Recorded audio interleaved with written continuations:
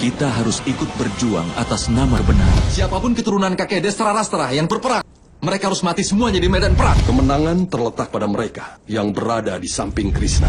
Siapapun yang muncul pertama kali di hadapanku, maka akan kuturuti segala permintaannya. Kau sudah tahu semua yang terjadi di Dwaraka? Iya, Kak. Ini sudah terjadi beberapa tahun lalu. Aku sudah mencoba untuk menghentikannya, tapi rakyat Dwaraka selalu mengulangi tindakan tidak bermoral ini. Ketika sungai bertemu dengan air terjun, riaknya terasa lebih bergemuruh. Begitupun ketika masyarakat menapak jalan tidak bermoral, negara seakan tercemar dengan ketidakadilan. Yudhistira memang pantas disalahkan atas semua ini. Dia telah mempertaruhkan istrinya sendiri dalam permainan dadu itu. Sekarang, apakah seluruh bangsa Arya harus mengikuti cara yang tercela seperti itu? Tidak, Kak Balarama. Apakah Yudhistira yang harus disalahkan atau Duryudana yang disalahkan? Tindakanlah yang harus disalahkan. Seseorang yang dipengaruhi kedengkian senantiasa selalu melahirkan bibit kejahatan. Pada dasarnya, ini adalah kebutaan dari tradisi, dan tidak seorang pun membenarkan akan hal itu. Ketika seorang manusia memegang teguh sumpah dan janjinya, itu bukan hal yang mudah, kan? Tapi bila berpegang teguh pada prinsipnya sendiri, hal yang sama terjadi di ruang perjudian itu. Bhisma yang Agung, Guru Drona, Perdana Menteri Widura, saudara tertua Pandawa Yudhistira.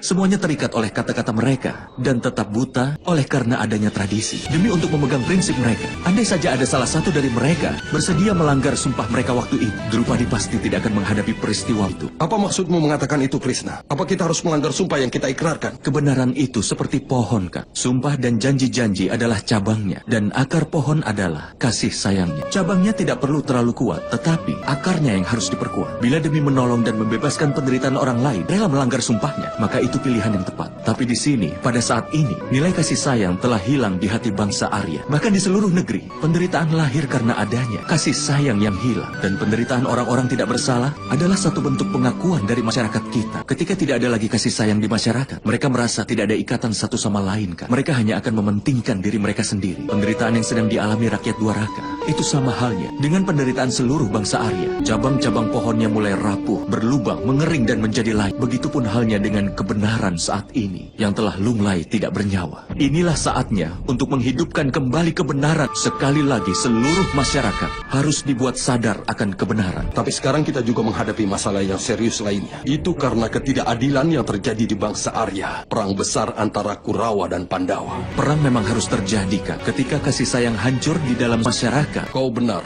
Krishna. Tapi menurutku adalah penting untukmu memihak pada sisi yang cenderung akan bisa merubah tatanan ini menjadi kembali. Sekarang coba buktikan apakah ada yang salah dengan kata-kata.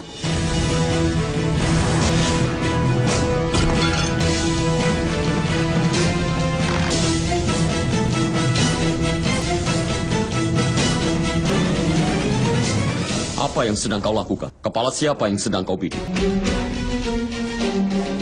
Kepala itu adalah kepalamu.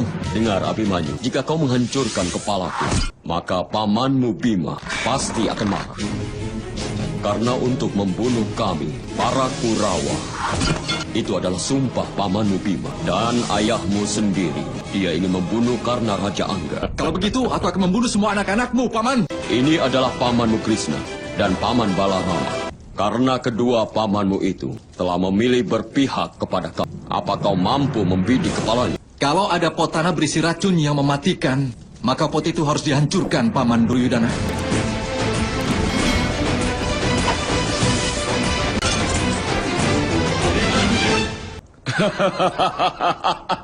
Kenapa potnya tidak hancur?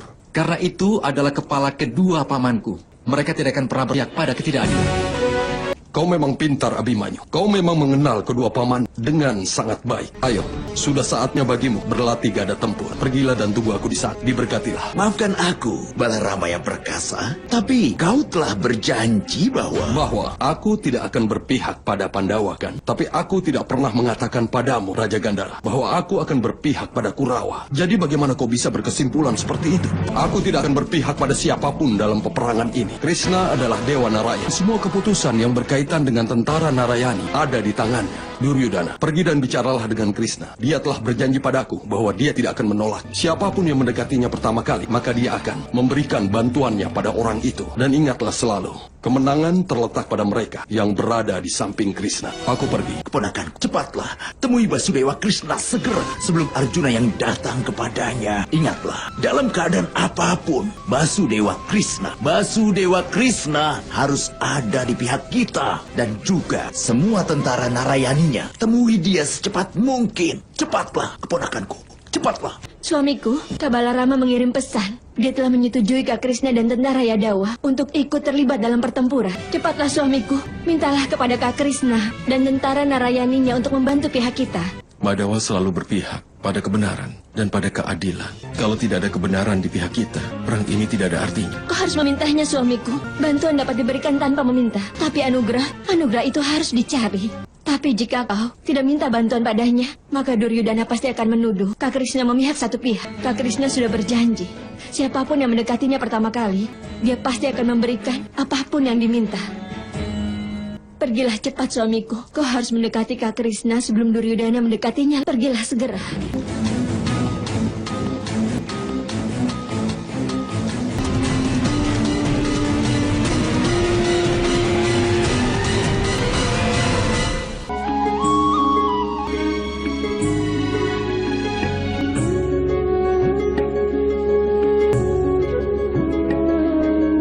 Partha, kenapa kau duduk di lantai? Tempat pengemis memang berada di lantai, Madawa. Tapi kau bukan pengemis, Partha. Kau adalah temanku. Kalau aku temanmu, apa kau peduli pada keadaanku? Lihatlah, Duryodhana juga menunggu dengan maksud sama. Selamat datang, Duryudana. Aku tidak melihat kau yang duduk di atasku. Maafkan aku. Basudewa, aku tidak duduk di atas, tapi aku duduk di sampingmu. Baiklah, apa kau mau minum? Sirpak adalah minuman susu sapi khas Dwaraka. Kau tidak akan menemukannya dimanapun. Terima kasih, Basudewa. Aku kesini bukan untuk minta minuman. Aku datang ke sini untuk bicara hal yang penting. Kita memang akan membahasnya, Duryudana. Pertama, aku ingin mendengar permintaan Partha lebih dulu. Silahkan, Partha. Tapi Basudewa, menurut Guru Balarama, kau telah berjanji. Siapapun yang pertama datang menemuimu, maka kau akan membantunya. Tidak mungkin. Mungkin kakakku itu sudah salah mengartikan kata-kataku. Kukatakan padanya, siapapun yang muncul pertama kali di hadapanku, maka akan kuturuti segala permintaannya. Partha, silahkan bicara lebih dulu.